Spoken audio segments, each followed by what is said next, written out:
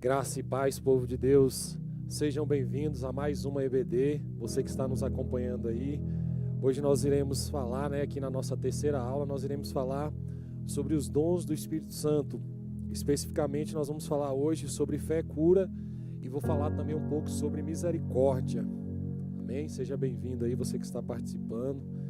Deus abençoe a sua vida. Vamos começar, vamos dar início orando.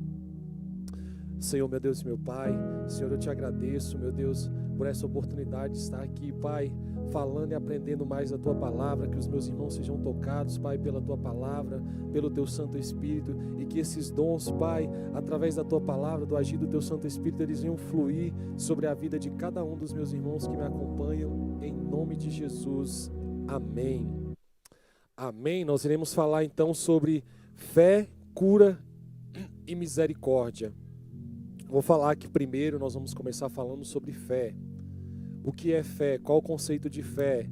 Fé está lá em Hebreus 11, 1. Fé é o firme fundamento, das coisas que se esperam e a convicção e a certeza. Amém. Vamos falar então sobre fé. O que é fé? Hebreus 11 traz o conceito de fé, de o que é fé. Ora, a fé é o firme fundamento das coisas que se esperam e a prova das coisas que se não veem. A fé é o firme fundamento das coisas que se esperam e a prova das coisas que não se veem. Ou seja, o que é a fé? É eu trazer à existência algo que eu creio, que eu tenho a plena convicção de que aquilo existe, mas que eu ainda não consigo acessar de forma palpável, de forma a tocar, mas eu creio que aquilo existe. Então, através dessa fé, eu trago isso do mundo sobrenatural para o natural, através da fé. E nós vamos falar sobre fé, vamos aprender mais sobre fé, Uma palavra que é tão pequena que parece ser às vezes insignificante, mas que tem um poder tremendo, Que é algo que move o coração de Deus. É um instrumento que Deus nos concedeu e que nós usamos para nos aproximar dele através dessa fé, dessa crença. Vou falar aqui de algumas pessoas que se aproximaram de Deus, que viveram coisas sobrenaturais através da fé. E não tem como falar de fé sem falar de Abraão, O patriarca Abraão, que é conhecido também como pai na fé. Abraão viveu coisas grandiosas com Deus através da fé. Primeiro foi o seu chamado, quando Deus o chama, ele ainda Abraão, e Deus diz para ele, Deus faz uma promessa para ele: Abraão, sai da tua terra, sai da tua parentela e vai para um lugar que eu te mostrarei. Ali foi uma demonstração de fé de Abraão. Ele largou tudo, largou o ambiente, largou a situação e várias pessoas que o cercavam e saiu para um lugar para viver algo que ele ainda não conhecia, algo que ele ainda não tinha nem a dimensão do que seria. Mas ele creu na palavra de Deus, ele recebeu uma palavra, creu nessa palavra e saiu para viver o que essa palavra garante a ele. Que Deus fala para ele: eu farei de ti uma grande nação, você será chamado pai de multidões, pai de nações, pai de muita gente. E Abraão sai. Ora, sem a fé é impossível agradar a Deus, mas através da fé nós nos aproximamos de Deus. E isso é a fé. Ora, o que diz lá no 6, versículo 6 de Hebreus 11. Ora, sem fé é impossível agradar-lhe, porque é necessário que aquele que se aproxima de Deus creia que Ele existe e que é galardoador dos que o buscam. Sem fé é impossível agradar a Deus. Mas é necessário que aquele que se aproxima de Deus creia que Ele existe. Deus se apresentou para Abraão. Abraão, que ainda era Abrão, creu, acreditou que Deus existia, que era Deus que estava se revelando a ele, creu na promessa de Deus, creu na palavra de Deus e saiu de um ambiente que ele estava natural e foi através de uma palavra de fé de Deus sobre a vida dele para um ambiente para viver coisas sobrenaturais. E lembrando que a fé, ela vem por onde? Por meio de que vem essa fé? A fé vem pelo ouvir, e o ouvir a palavra de Deus. A fé não vem por meio de outras coisas, por coisas mundanas, coisas terrenas. A fé vem do alto, ela vem por meio do ouvir e de ouvir a palavra de Deus. E Abraão é exemplo disso. Ele ouviu o quê? Ouviu a palavra de Deus e seguiu a palavra de Deus para viver coisas grandiosas. Então, primeiro ele ouviu, foi alimentado, foi cheio recebeu porção dessa fé e depois ele saiu do ambiente onde ele estava, direcionado por essa fé, movido por essa fé, para viver coisas sobrenaturais, coisas grandiosas que Deus tinha para ele. E depois dele veio vários homens e mulheres, várias pessoas que viveram coisas grandiosas através da fé. Que o próprio Deus, ele nos concede, ele derrama sobre nós essa porção de fé e ele usa isso ou dispõe, nos concede isso como um instrumento que nós podemos usar para acessar as coisas grandiosas que ele tem disponíveis para cada um de nós. Abraão viveu grandes milagres, Abraão acessou grandes ambientes, Abraão recebeu promessa, como Isaac, como várias coisas, como a terra que ele pisou, que era uma terra escassa, era uma terra seca, e Deus transformou numa terra próspera através da fé, da crença dele em Deus. Então a fé é um instrumento poderosíssimo que nós temos para acessar grandes coisas que Deus tem disponíveis para nós. Por mais que seja uma palavra pequenininha, mas o poder que está sobre ela é imenso, é um poder tremendo.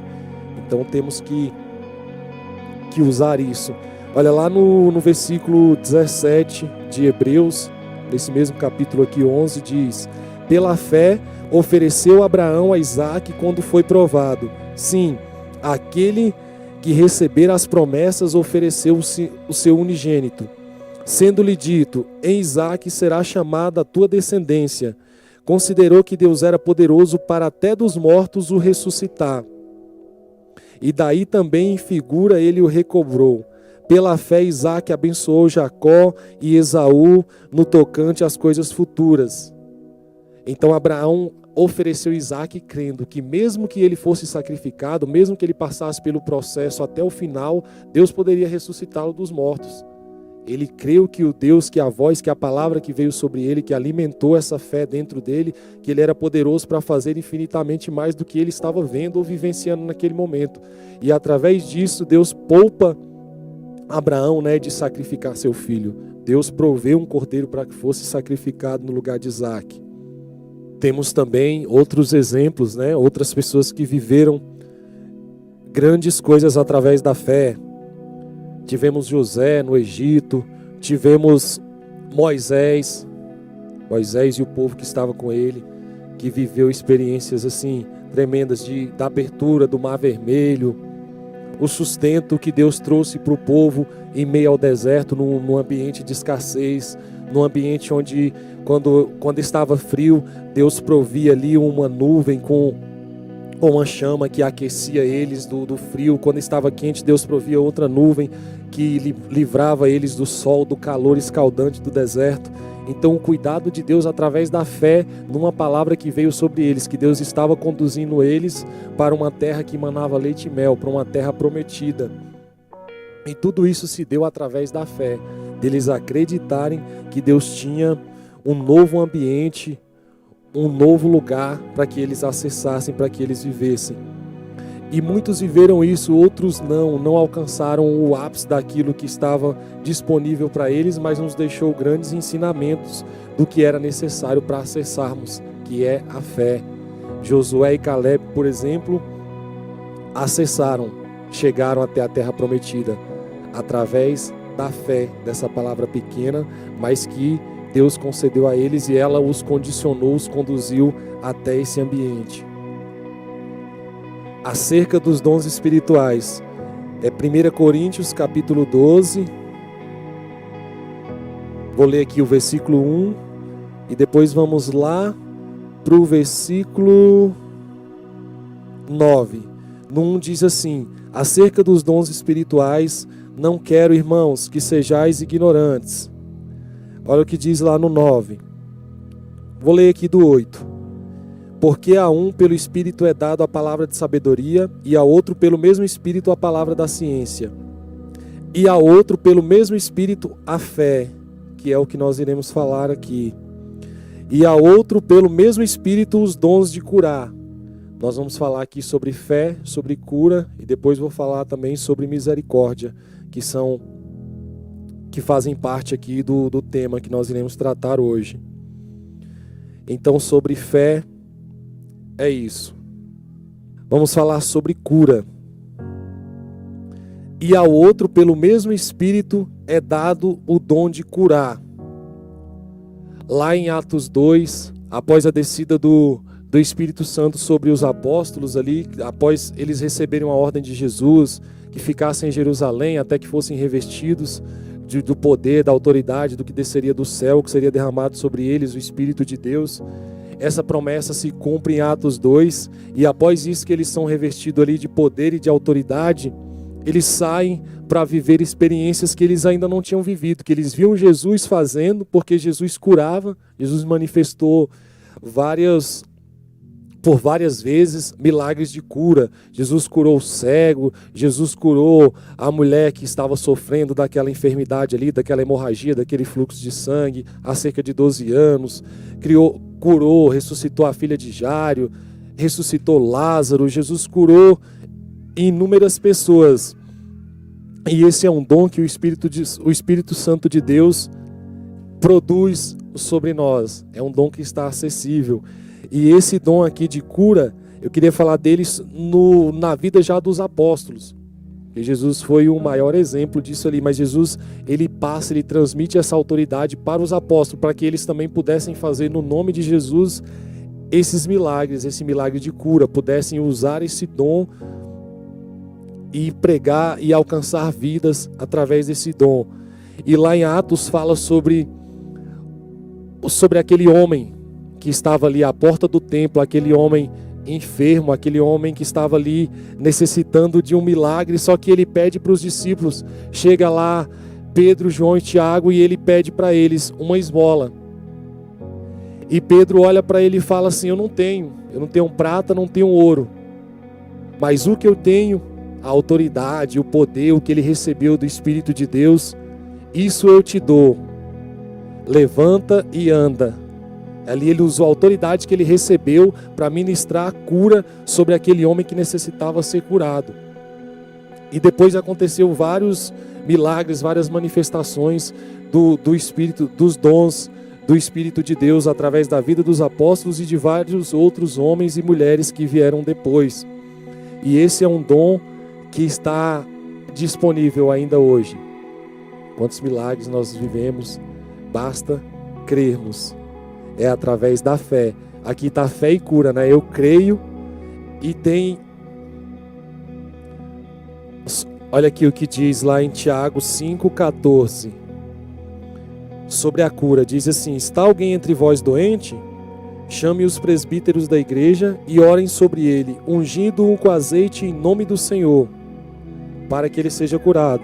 Versículo seguinte: e a oração da fé salvará o doente, e o Senhor o levantará. E se houver cometido pecados, ser-lhe-ão perdoados. Confessai as vossas culpas uns aos outros e orai uns pelos outros, para que sareis. A oração feita por um justo pode muito em seus efeitos. Amém? Aqui está falando sobre a cura, sobre ir até os homens que Deus constituiu como autoridade, até os presbíteros, os anciãos da igreja, aqueles que Deus levantou como líderes e que Deus derramou o Espírito sobre eles e concedeu esses dons para que eles orem e ministrem e os enfermos sejam curados. Amém? Vou falar agora um pouco sobre misericórdia, que é compaixão, é se compadecer do outro. Lá em Lamentações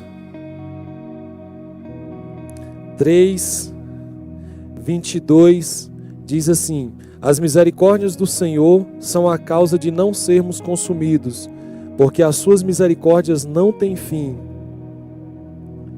Novas são cada manhã, e grande é a tua fidelidade.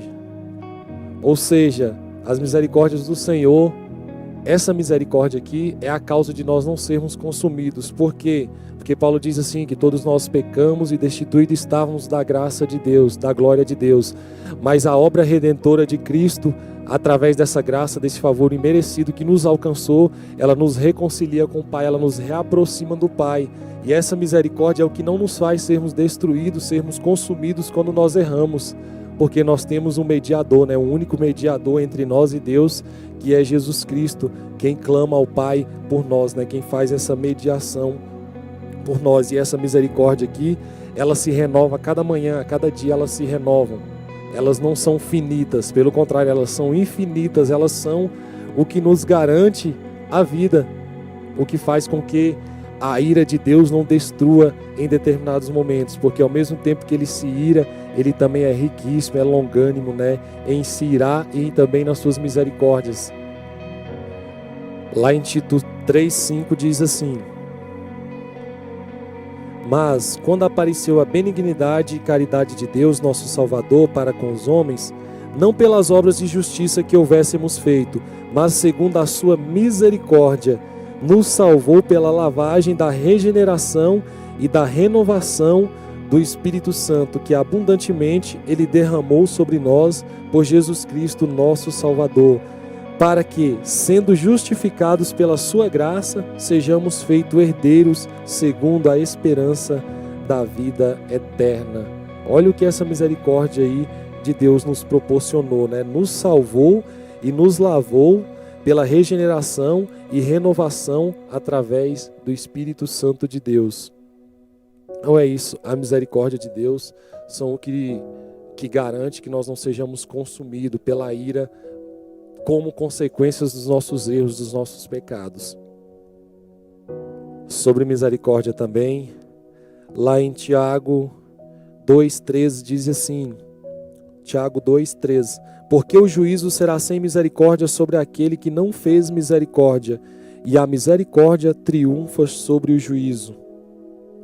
Ou seja, Deus está nos ensinando que para recebermos misericórdia, que nós já recebemos dele, nós também devemos praticar essa misericórdia para com o nosso próximo.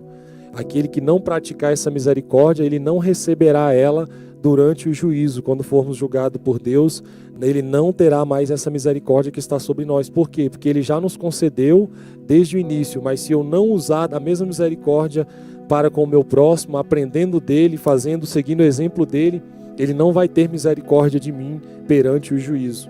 8,5 fala do centurião de Cafarnaum. E entrando Jesus em Cafarnaum, chegou junto dele um centurião, rogando-lhe, dizendo: Senhor, o meu criado jaz em casa paralítico e violentamente atormentado. E Jesus lhe disse: Eu irei e lhe darei saúde. E o centurião respondendo disse: Senhor, não sou digno de que entres debaixo do meu telhado, mas dizes somente uma palavra e o meu criado sarará. Pois também eu sou homem sob autoridade e tenho soldados às minhas ordens. E digo a este, vai e ele vai, e ao outro, vem e ele vem, e ao meu criado, faze isto e ele o faz. E maravilhou-se Jesus ouvindo isso, e disse aos que o seguiam: em verdade vos digo que nem mesmo em Israel eu encontrei tanta fé. Olha só, essa passagem aqui, ela traz pra gente aqui uma manifestação tanto da cura, do dom da cura, quanto de fé, a ponto do próprio Jesus enaltecer a atitude de fé desse centurião, de falar que nem mesmo em Israel ele havia encontrado pessoa com tamanha fé. Que o centurião chama a atenção de Jesus por dizer, ele foi em busca de um milagre para um servo dele, e quando Jesus se dispõe a ir até a casa dele, ele diz: Senhor, não sou digno. Ele reconheceu que Jesus, o senhorio de Jesus, de Cristo, né? Dizendo: Senhor, não preciso ir até a minha casa, eu preciso só de uma palavra e ele ficará curado. Uma palavra de fé, uma palavra de cura, e o meu servo ficará curado lá em casa. Olha só o que Jesus concede a esse homem. E Jesus concede a cura para o seu servo. E destaca a atitude de fé dele, que nem mesmo Israel, nem mesmo em meio ao povo dele, o povo que acreditava nele, o povo que seguia ele, ele tinha encontrado tamanha fé. Amém. Sobre cura também, lá em Isaías diz que Jesus, né, que o nosso Salvador, ele levou sobre si, né, as nossas enfermidades, as nossas dores. Ele levou todas as nossas enfermidades sobre si. Então ele é a maior manifestação de cura está em Cristo, que ele levou todas as nossas dores, tanto as dores físicas quanto às dores espirituais Ele levou sobre si para nos trazer cura, para produzir em nós essa cura através desse dom do Espírito que o próprio Jesus tinha, era cheio do Espírito, né? E nos concedeu também desse Espírito para que nós, no nome dele, pudéssemos fazer os mesmos sinais, que foi o que ele diz, né? Em meu nome vocês expulsarão demônios, curarão enfermos e farão grandes coisas.